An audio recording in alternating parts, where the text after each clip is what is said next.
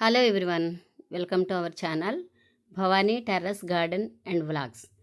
ఈరోజు నేను సమ్మర్లో మొక్కల కోసం తీసుకునే కేర్లో భాగంగా ఈరోజు ఏం చెప్తున్నానంటేనండి, మనం మొక్కలకి కేర్ ఏ విధంగా తీసుకుంటే వాటిని సంరక్షించుకోవచ్చు, ప్రతి మొక్కని కూడా హెల్దీగా ఎలా చూసుకోవచ్చు అనే విషయం మీద నేను చెప్తున్నాను. ఇప్పుడు నేను చేసే పని మీకు షేర్ చేస్తాను, ఓకేనా? ఇప్పుడు ఏం చేస్తున్నానంటే నేను ఇప్పటి వరకు మనం మొక్కలకి మొదలకే పోస్తామండి నీళ్ళు, కానీ ఇక నుండి మొక్క పై నుండి వర్షం పడ్డట్టు వెయ్యాలన్నమాట.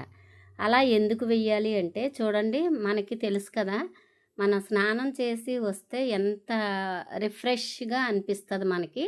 అలాగే ఈ మొక్కలకు కూడా చక్కగా మనం పై నుండి నీళ్లు స్ప్రే చేసినట్టు చేస్తే అలాగే మొక్కలు కూడా హెల్దీగా హ్యాపీగా ఫీల్ అవుతాయి అన్నమాట.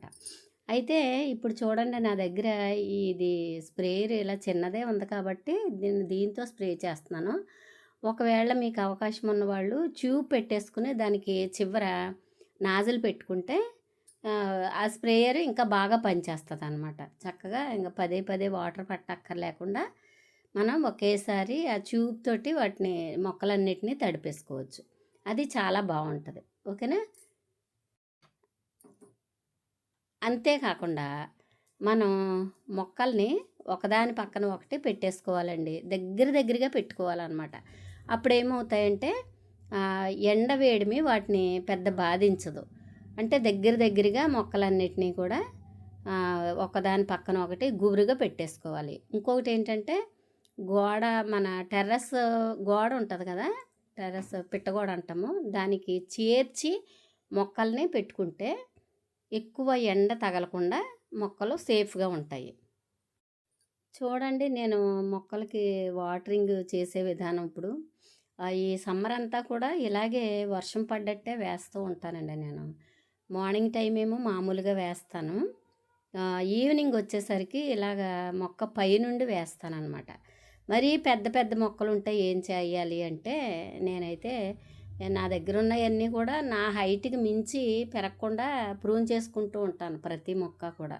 ఈవెన్ నేరేడు, జామ అవి కూడా నా హైట్ని మించి పెరగనివ్వకుండా చూసుకుంటానన్నమాట. ఎందుకంటే ఎప్పటికప్పుడు ప్రూన్ చేస్తూ ఉంటాను. రెయినీ సీజను, వింటర్ సీజన్ కంటే కూడా సమ్మర్లో మన మొక్కల గురించి ఎక్కువ కేర్ తీసుకోవాలండి.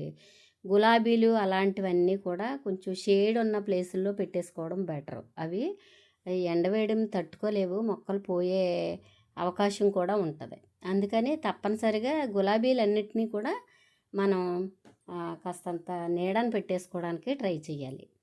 తర్వాత మల్లెపూలు పర్వాలేదండి, మల్లెపూలకి ఎంత ఎండ ఉంటే అన్ని పూలు బాగా పూస్తూ ఉంటాయి.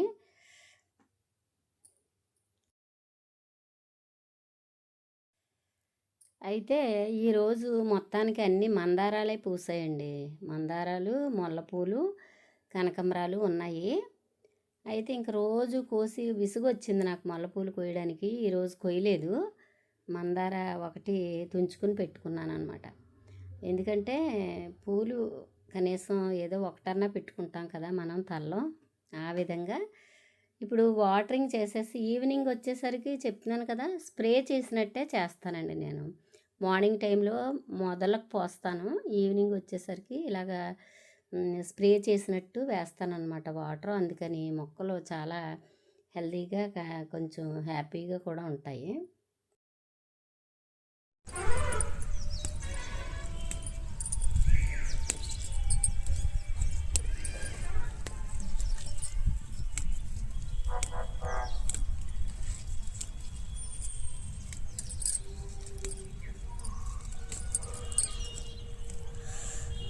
ఎవరి దగ్గర లేకపోయినా గోంగూర నా దగ్గర ఉంటుందండి, టెర్రస్ మీద ఇప్పుడు ఉంటుంది. ఎందుకంటే ఈ గోంగూరను కూడా నీడలో, అంటే షేడ్ గోడ, మన టెర్రస్ గోడ పక్కగా పెట్టేసుకుంటే గోంగూర, తోటకూర అనే ఆకుకూరలు చక్కగా మనకి చాలా సమ్మర్ అంతా కూడా ఆకుకూరలు ఇస్తూ ఉంటాయి అన్నమాట.